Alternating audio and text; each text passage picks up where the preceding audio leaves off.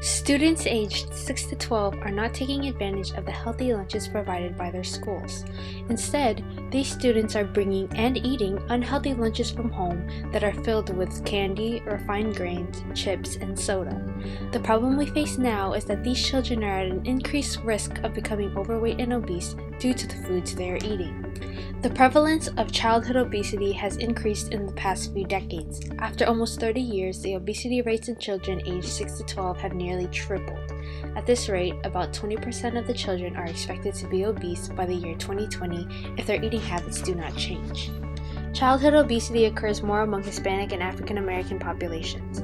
There are also trends that show an increased rate of childhood obesity in regions that have incorporated Western culture into their lifestyles, such as China and Brazil. Therefore, obesity in children has become an issue around the world and must be acknowledged before any irreversible damage is done to this generation. At first, the consequences of being overweight and obese can increase a child's risk for diabetes and cardiovascular diseases. Children who are overweight and obese are also seen to have sleep apnea, self-esteem issues, and problems with their bones and joints. As these children age, the consequences of obesity become more severe. They begin suffering from cardiovascular diseases, many have type 2 diabetes, and some even are at risk for stroke and cancer. There are many factors that contribute to childhood obesity, the main ones being the amount of physical activity received by the children and the decisions being made about the foods they eat. These children are receiving adequate physical activity at school, which means their food decisions are the reason for this issue. Unhealthy eating habits are influenced by factors such as low socioeconomic status and the media. The children cannot control factors such as food availability, genetics, and cultural norms, which are barriers that make the problem harder to treat. For example, families of different ethnic groups tend to stay within their culture and eat what they know.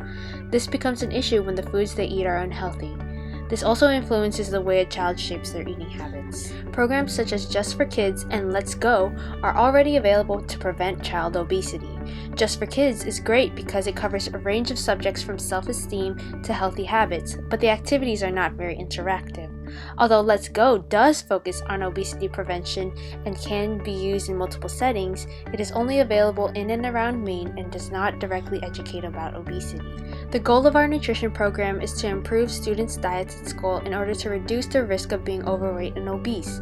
Through this program, we want to increase the number of students that eat healthy lunches at school, increase their awareness of foods that help maintain a healthy weight and lifestyle, and have each class conduct one nutrition lecture per week over the course of the school year. Students aged 6 to 12 will participate in numerous activities inside of their classroom during the allotted lecture time. In order to change the behavior of these students, the program consists of an initial survey to test what they know, demonstrations to build awareness of the differences between healthy and unhealthy diets, tasks for students to complete after each lecture, in-class food demonstration, and point-based incentives. This program requires the use of real fruits and vegetables, animated videos, interactive online games, stickers, picture books, coloring books, and cooking materials when needed. To evaluate whether or not our goals and objectives have been achieved, we will look at the logs of topics and video recordings of each lecture and the weekly surveys given to the students after each lecture. We will also cross-check the students who are receiving the most points with the students who are eating the school lunches, and create graphs tracking healthy eating patterns. We will know that this program is being delivered correctly when students are choosing to eat the lunches provided at school, when they can show their understanding of junk food's relationship to obesity and health problems, when they can differentiate between healthy and junk food, and when they are motivated to eat healthier foods outside of school.